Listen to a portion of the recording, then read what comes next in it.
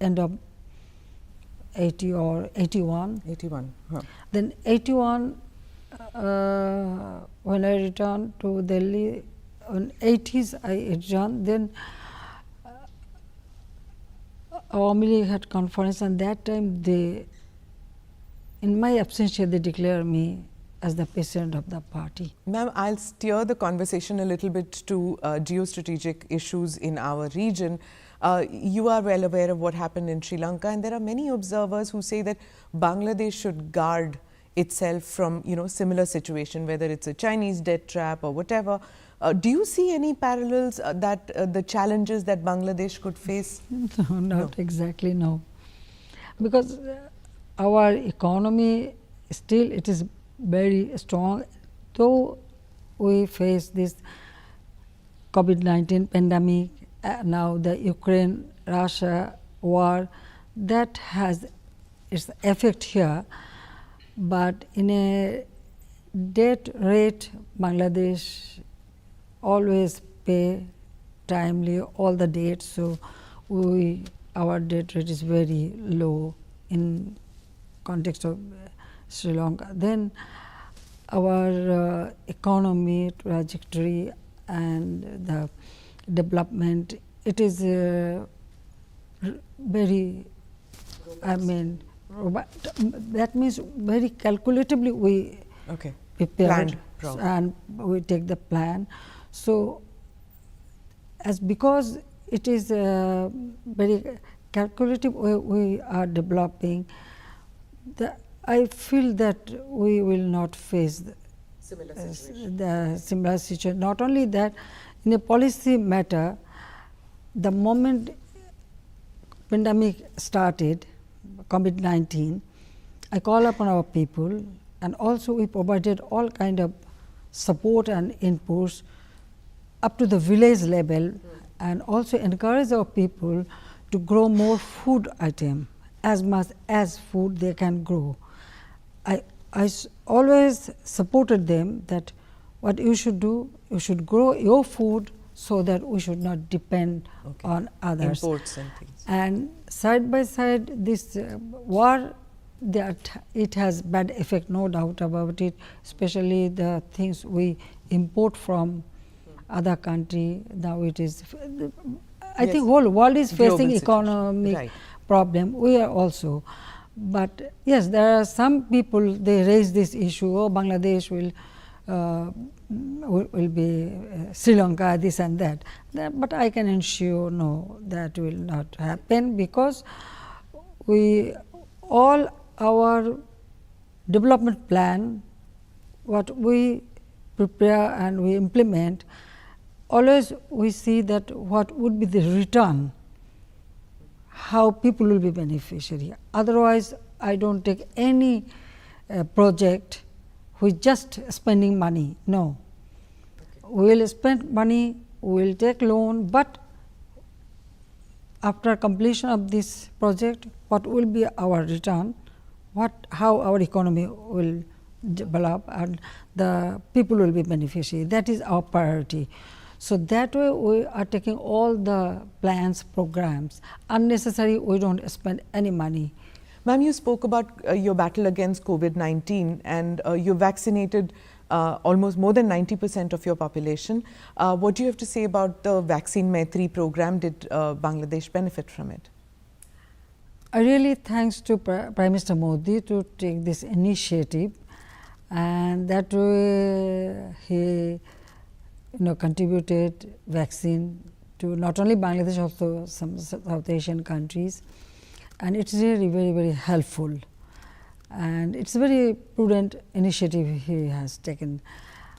And beside that, we bought vaccines with our own money, and also many other countries also contributed, and we pursue our people for vaccination. Usually, people from our country, especially the village level, even some in town also, I found many people very much reluctant to take vaccine. They don't want to take the, pinch of the needle or sui nail in a hay. So, but we have to pursue them, and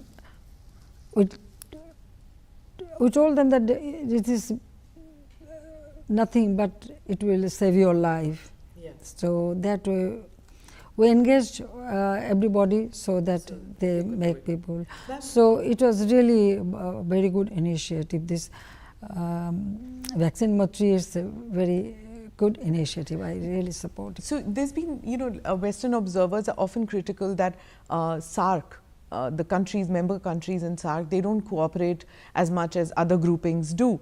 But this vaccine Maitri and also the evacuation of students from your country, from our country, that happened, that took place because of cooperation between the two countries. That's true. I really, thanks to Prime Minister again, that during this war between Russia and Ukraine, many of our students just stuck off and they came to Poland, took shelter. But when you evacuate your student, Indian student, they also brought our student back home. So it was really, you have shown a really friendly gesture. I thank to Prime Minister for this initiative. And yet, ma'am, even though there is cooperation between India and Bangladesh, but when it comes to water sharing, there has always been trouble. Even though there are more than, I think 50 rivers which India and Bangladesh share, in spite of that, the amount of cooperation that should have been there, probably it slowed down. Even on Teesta, after so many years, the meetings didn't happen. Do you think that now, it can move forward? It is very sad that we are in a, downstream. So water is coming from India. So India should show more broadness because both the country will be beneficiary. So sometimes our people suffered a lot because of this need of water, especially Teesta. We could not go for harvest and so many problems take place. So I think it should be solved. But yes, we found that Prime Minister is very, eager to solve this problem, but the problem is in your country. So we hope that it should, it should be solved. It is, well, only Ganges water we share, the water we signed the treaty, but we have another 54 river. Yes. So it's a long standing problem, so it should be solved. Right. But it depends on mainly on India. On India. India should show more broadness. Right. Ma'am, recently, you had told the minority in your country, the Hindu minority, that you people have as many rights as I have. That was a huge reassurance given in any democratic country towards minorities. And yet, in spite of that, Indians see videos of, like, say, a Hindu temple vandalized, random incidents that happen. But they are far few. Do you feel that, the minority community in Bangladesh is secure, is as robust as the majority community? Well, as long as we are in power, we always give importance to that, and I always tell them that you are our citizen, you should own our country. But some incidents sometimes take place, but immediately we take action.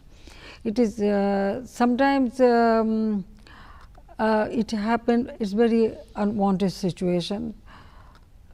But you know very well that it is not only Bangladesh, even India also, sometimes minorities suffered. So I think that both the countries should show their magnanimity, and our part, Bangladesh is a secular country, and we have many religions here, and the religion harmony is here very much. So one or two incidents when it takes place immediately, especially my party people, they are very much cautious about it, and also my government, we immediately take action. But from both sides, I think it should be more, you know, I mean, cooperative with each other. You have worked tirelessly to preserve secularism in your country, but you know, the blogger community in Bangladesh is they're very robust. They write a lot on social media. They feel that Islamic you know, extremism, it tries ever so much to try and push Bangladesh towards extremism. Look, extremism is everywhere, even in India or other countries. If you see in the world, there are many countries you can find it out. So, as because it's social media become very vibrant nowadays, some people sometimes write something. Even sometimes it is not the bloggers, but even other religion also. Sometimes they write and immediately people become. But we have been trying our best to control it. We never support that everybody has their, I mean, each and every religion, they have their right to perform their religion properly. And one should not say such a thing that which will hurt the other religion. This is not good. And any celebration, we all together we celebrate. As a cultural event. Culturally, even you can see in Bangladesh, during Durga Puja, so many places we have Durga Puja and people celebrate all together. Right. So the religion harmony is there, but now some here and there some incidents happen, but our government immediately take action against it. Right. Ma'am, border management and the fight against terrorism to ensure that terror groups don't find refuge in each other countries. There's been a lot of cooperation between India and Bangladesh. The Northeast Indian states, you know, Eastern India, Northeast Indian, many of them share a border with your country, and cattle smuggling has become a hot button topic among these states. They fear that, you know, they're coming into Bangladesh. Is there going to be more cooperation in border management between India and Bangladesh? Already the discussion is going on, and also it has been reduced a lot, but still sometimes some incident take place. So we discuss with India that they should show some patience, and this cattle trafficking already, you know, nowadays in our country, now we don't depend on Indian cow much. We are growing our own, you know, cattle here because we need it. But some border smuggling it take place. So two sides, the border force, they are sitting together. Any incident happen, they hold the flag meetings, they discuss. So yes, we receive the assurance that it will reduce, so it should not take place. Another issue in India is about, you know, which people are conflicted about, is about the Rohingya issues. We have refugees in India. You have thousands of them in your country. On one side is the humanitarian aspect of it, but there is also a growing demand that they should be repatriated, but safely. How do you look at this situation? Well, you know, for us it is a big burden. India is a vast country, you can accommodate, but you don't have much. But in our country, we 1.1 million Rohingya. So, we are consulting with international community, and also our neighboring country. They should also take some steps so that they can go back home. This Rohingya, yes, on humanitarian ground we give them shelter and providing everything, but during this COVID we vaccinated all the Rohingya community. But how long they will stay here? So in the camp they are staying, our environment hazard is there, then some people engaged in drug trafficking or some arms conflict, women trafficking, day by day it is increasing. So as quick as they return home, it is good for our country and also for Myanmar. So we have been trying our best to pursue them. We are discussing with them, and also the international community like ASEAN or UNO, then other countries. We really, yes, that time they were facing many trouble, you know that. So we have given them shelter, but now they should go back to the country. But India as a neighbor country, they can play a big role on it, I feel that. Ma'am, you took over the mantle from your father. In India, now there's a lot of talk about family-based politics and that it is detrimental. But in Bangladesh, that's not an issue at all, is it? That's true. That is not issue. Would you like your son to join politics? And look, he's now grown-up man, so it is up to him. But he's working for country like the digital Bangladesh we set up. All this satellite or submarine cable or computer training, everything, this digital system, it is his idea, and he is, assisting me, and he is doing it. But he never thought about taking any position either in party or ministry. No, he didn't. Even in our party conference, there was a tremendous demand for him. Then I asked him, you go to the microphone and tell what you want to do. And he did it. He said, no, I don't want any position in the party at this moment. Rather, those who are working here, they should get this post. Why I should occupy one post? I am with my mother, I am working for the country and I am assisting her, so I will do it. So that way he thinks. So it is not that I have to make him or I have to do it. No, it's his decision. It depends on the people, you see. One keeps reading and one is reading reports and seeing that the condition of people in Bangladesh has improved vastly. Now, another task that, another thing that the Western media keeps looking is, why does Bangladesh still not have a viable opposition? Why is there no robust opposition in your country? Look, now opposition, our opposition is very strong, not very weak. But the main two Awami League if I may interrupt you, ma'am, there is a robust opposition only to see that Sheikh Hasina doesn't become Prime Minister.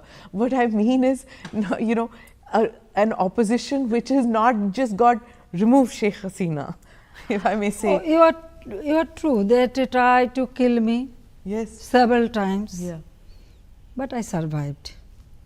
In a broad daylight, there was a grenade attack.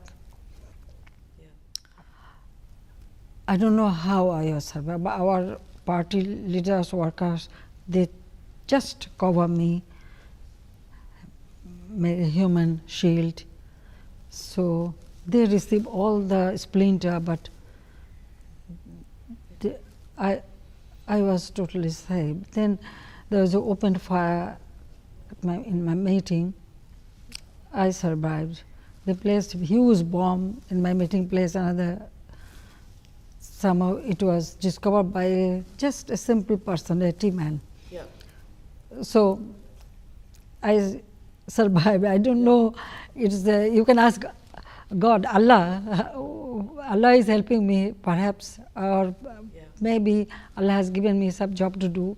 But point is about opposition. Look, in our country, like BNP, Jatiya Party, both the party was formed by a military dictator. First they took over power, then they become politician and just change the dress and become political leader, and they form government when they were in power. So sitting in power, when anybody form any party, usually they don't have that connection with the downtrodden people, common people. But Awami League is a party, you can say that's the, in subcontinent, Awami League is the oldest political party. That 1949 this party was formed. So we have our actually our main root and our main power is our people. So when people found that yes, if this party remains in power, then we receive good opportunity to build up our future or our life. So that is the main thing. During my tenure, the country becomes self-sufficient in food. We distribute free food. Our social safety net, all the widow, oldest people, disabled people, we pay allowances for them. Landless people, they are getting house. They are getting primary, health care free of cost. Then for education, within 2 miles, we build up the primary school, all government and private all. Then I open up every sector in the private business. So private business, I am giving all kind of incentives because I want to create job opportunity. So there's nobody in the opposition then who can promise or want to do what you're doing. Isn't that the case? Well, if you go through our history, you will see that when other party was in power, what was the situation in the country? Just to remain in power, keeping or grabbing the power, they killed our party leaders, workers. Yes. There were coup d'etat in this country almost 19 to 20 times. They killed people. They throw bomb or they set fire in the train or private car or CNG or rail. Right. Everywhere they killed people. That is their, movement in opposition. So when people see that they are killing innocent people in the name of movement, then why they should support them? And during that time, the corruption, all through their corruption, they made lots of money. So then the terrorism, can you imagine that in this country, one day, within 1 hour, 500 places bomb blasted. Serial blasts. Yeah. So that way, all the misrule and misdeed and terrorist activities and corruption, nepotism, so people rejected them. Right. That is the main. But when Awami League again came back to power, we work for country's development. We didn't indulge in taking revenge or anything. All our energy, our power, everything we use for development the country. The connectivity, which is very, very important. Now, without you asked me about Sri Lanka's condition. Now, I can tell you that Bangladesh, we built up Padma Bridge with our own money. We didn't take any money from anybody. So now I showed the people that yes, if we wish, we can do it. Thank you so much, ma'am. Thank you very much.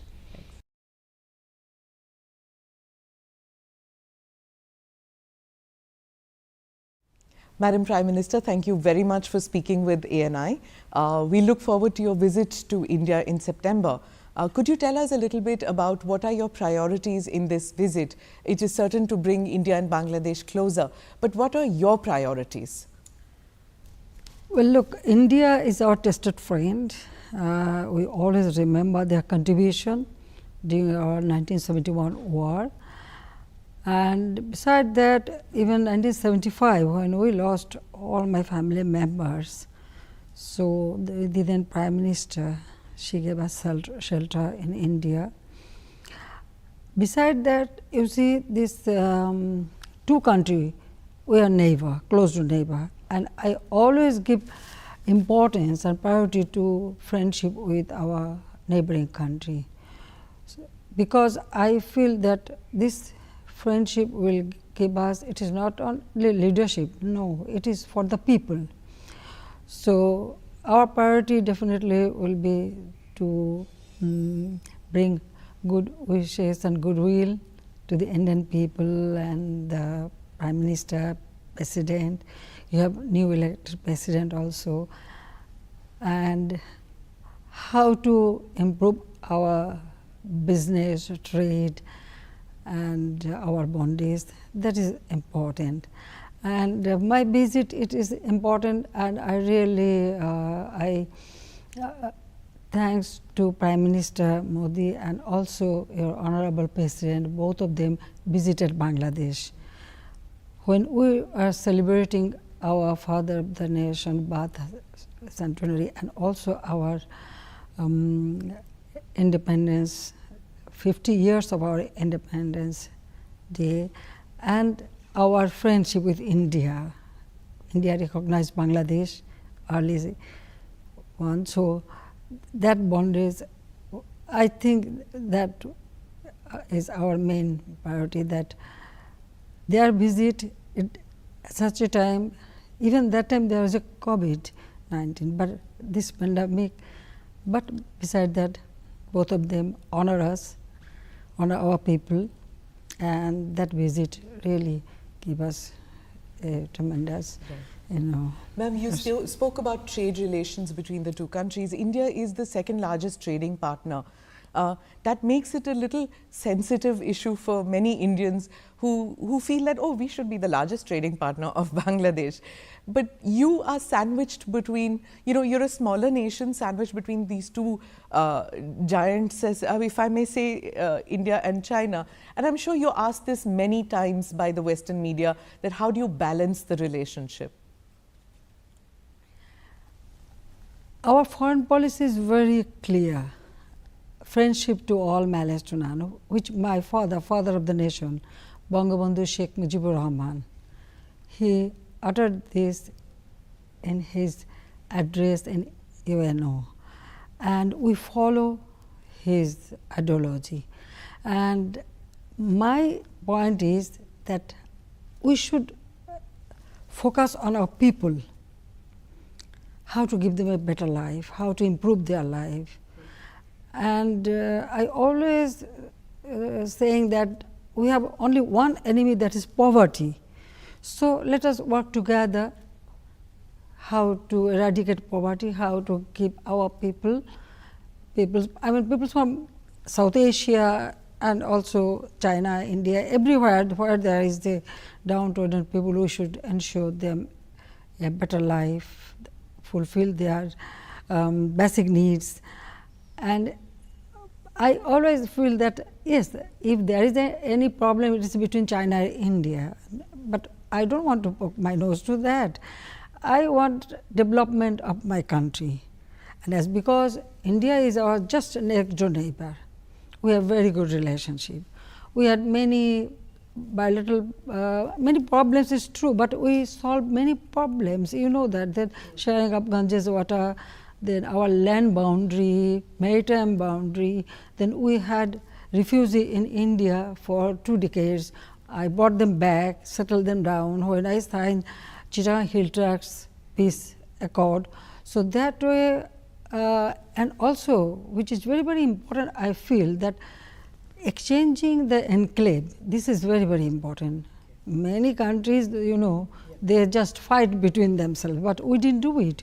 With a friendly gesture, we solved this land boundary and also exchanged our enclaves.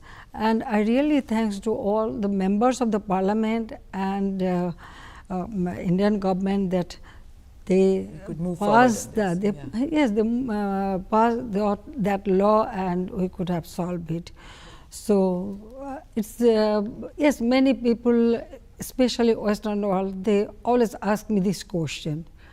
But my point is, both India and China, I feel that we shouldn't fight. We should, if there is any problem with neighboring country, it can be solved bilaterally. That is very, very important. Yes, when you are living just side by side, some problem will come up or remain, or you can solve it. So yes, so still we have little bit, issues. Yes. issues. But I think that we will continue our dialogue, and we should solve ourselves. And for our development, we need cooperation from any country who offer us, which is, of course, which is suitable for our country. So that way. Okay, ma'am, for Prime Minister Modi, his neighborhood first policy and the Look East, Act East policies. Now, these two are very integral to the foreign policy. Recently, the Indian External Affairs Minister was here, and you offered the Chittagong port. Do you see, more connectivity happening, more robust connectivity happening in this region between India and the northeast of India and Bangladesh via the Chittagong port? As you know that during my first tenure, I opened my door. The bus service started. Bajpayee was in Prime Minister. That first we started, and gradually then this connectivity we started. Now we have Chittagong port and Mongla port. I think 2018 we signed the agreement and we started it, and now it is materializing. So that will give India an opportunity for their export, import, as well as Bangladesh will be also beneficiary. And not only that, I also offer Chittagong airport. They can use, even we have our Sylhet airport. Both airports are international airports, and I am developing another airport, that is Sohitpur airport. The Sohitpur airport, that will be a regional airport. I declare that. So anybody, it's not only India, Nepal, Bhutan, all the countries, they can use my port, airports. Yeah, ma'am, you've worked ceaselessly, tirelessly for the economic upliftment of your people, especially in the rural areas. In India, many are seeing that the SIPA, that is this Comprehensive Economic Partnership Agreement, if that fructifies, it will improve the economic conditions, the industry in your country, and improve, even for the urban population, it will improve the conditions. Do you see SIPA fructifying in this visit of yours? We'll discuss this matter, how to materialize it properly, and then definitely I feel there's any kind of cooperation that will enhance our relationship, and also economically people will be beneficiary. I'm going to move in the same line. You have gone through so much of trauma in your personal life. Your family was assassinated. While many of us remember that phase of the 70s and 80s, there are many young Indians who are not aware. Ma'am, in your own words, could you tell me what you faced in those years?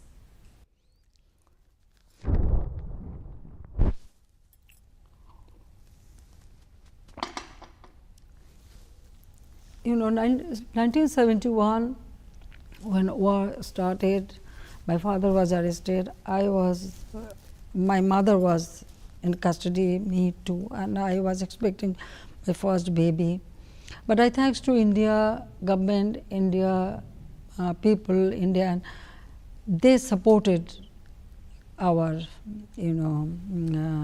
War of Independence. War of Liberation. They not only supported War of Liberation, also they gave shelter our refugees all.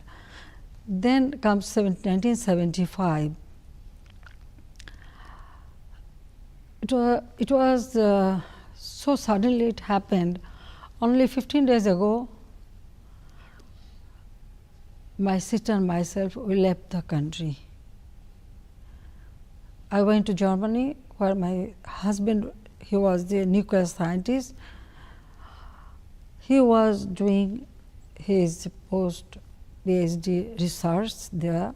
So we just went there just for few days, couple of months. Now, what was But suddenly, I'm sorry to interrupt. What was your last meeting with your father before you left? it is 30th July. You remember that clearly? Yeah. Your Actually, mother and father? Mother, father, everybody. Brothers? I was to live, as because my husband was abroad, so I used to live in the same house. So that day, everybody was there. My father, mother, my three brothers, two newly wedded sister-in-laws. Everybody was there. So all of siblings and their, spouse, they came to the airport to see us off, and we met father and mother. That was the last day. Yeah. Then 15th August in the morning, we heard this news, but we couldn't believe it. It was really unbelievable that any Bengali could do it.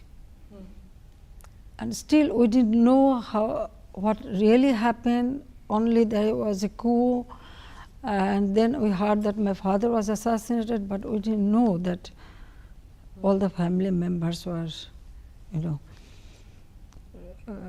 they were assassinated. But that time, Mrs. Gandhi immediately sent information that she wanted to give us, security and shelter. So we received, especially from Marshal Tito from Yugoslavia and Mrs. Gandhi, and we decided to come back here because we had in our mind that if we go to Delhi, from Delhi we will be able to go back to our country, and then we will be able to know how many members of family still alive. How do you cope with that, ma'am, to know that your entire family is wiped out? It's a very difficult time. When I heard this news, the ambassador, Germany, Mr. Humayun Rashid Chaudhry, he called me alone and then he told me. For a few moments I didn't know where I was, but I thought about my sister. She is 10 years younger than me, so actually I thought how she will take it. It is so difficult for her. Then when we returned to Delhi, at first they put us in a house with all security because they are also worried about us. Did you feel that you could be a target at that stage? There was news like this because those who killed our parents after their attack 3 houses at a time. To find you? No, to kill members, like my father's sister, 2 sisters' house, and they killed family members simultaneously. How many members were killed, ma'am? Almost 18 members, and some mostly my relatives, and then some maid servant, their children, there were some guests, my uncle. So it was to see that nobody from Bangabandhu's family ever comes back to power, right? Exactly. My younger brother was only 10 years old, so they didn't spare him too. So when we returned Delhi, it was perhaps 24th August. Then I met Prime Minister Mrs. Gandhi. She called us, and so there we came to know that nobody is alive. Then she made all the arrangements for us, a job for my husband, and this Pandara Road house. We stayed there. So first 2-3 years, actually, it was so difficult to accept this. My children, my son was only 4 years old, and my daughter, she is younger than him. Both of them used to cry to go to my mother, my father, and they used to remember my younger brother mostly. So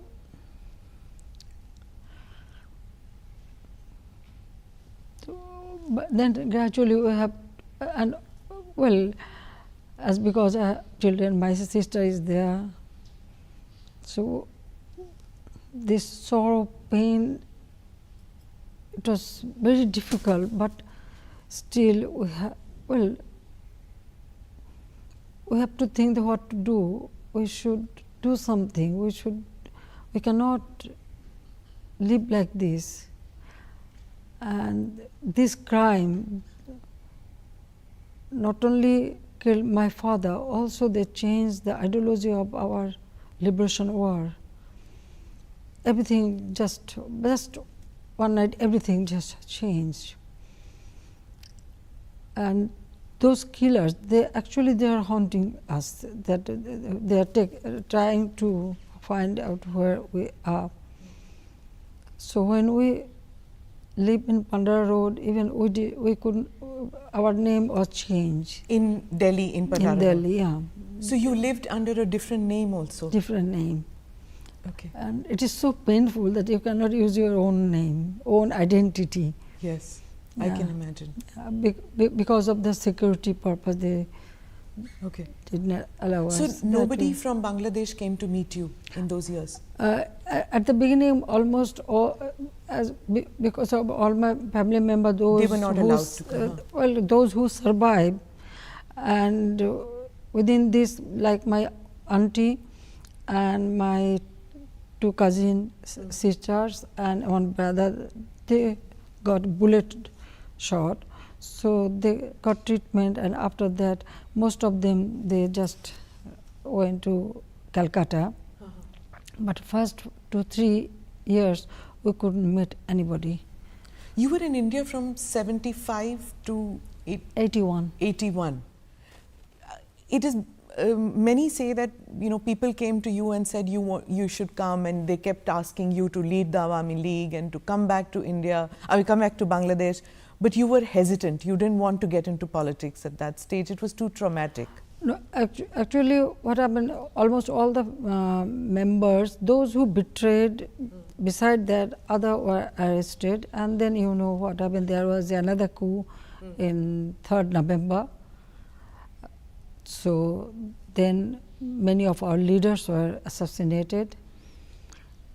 So at the beginning, nobody was allowed to come to us. Then gradually, my two auntie, they were there. Gradually, they started allowing them to come to Delhi, or once I went to Calcutta. Was there any doubt like that you didn't want to get into? You didn't want to come back? No, not that. Too many memories of Dhaka? I want to come back. Definitely, I want to come. I wanted to come back to my country. Definitely, but taking responsibility of party, such a big party, I never thought about it. But when I was in London, that time I took initiative to organize our political party. I used to travel a lot in different, and then our organization, I work with our local in London. There are a very big community, the diaspora. I work with them and organize political party. And their first time I appear before people, I address a public meeting in York Hall, 16th August 1980. There we demanded the trial of the killers. And 79, my sister, she went to Sweden. There, our ambassador, he didn't join government, he resigned, and he organized a meeting demanding the trial of the killer. So there she attended, and in 80 I addressed, but I never thought to take any post or position. But definitely for democracy, for rule of law, and for trial of these killers, I was very to bring them to vocal. justice. Yeah, Yes. to bring them to justice, or bring them to book so that the trial should take place, because there was a immunity to them. There was the indemnity ordinance they issued, so you cannot demand or file any case against the killer. Killers got all type of facilities and immunity. This is very unlawful. The killer, and they killed, it's open, and they claim that yes, they committed this crime. They very vocal they were, because they thought they are very powerful. So I started Yes, the this justice movement. and also many member of parliaments I met in British Parliament. So we demanded for justice. Also we set up a commission, Sean McBride, Nobel laureate, Sir Thomas Williams, QC MP, all together we set up a commission, and through that commission we demanded that the investigation should take place. So from that commission, Sir Thomas Williams seek, visa to come to Bangladesh, but the then military dictator didn't give any visa, didn't allow him to come to Bangladesh and investigate the killing. So that was the situation, and you can understand, in one hand we lost everybody, and other hand I cannot ask for justice. Justice was denied. So that was the situation that time. Then again I returned to Delhi, end of 80 or 81. 81. Huh. Then 81, when I returned to Delhi, in 80s I returned, then Awami League had conference, and that time they, in my absentia, they declared me as the president of the party. Ma'am, I'll steer the conversation a little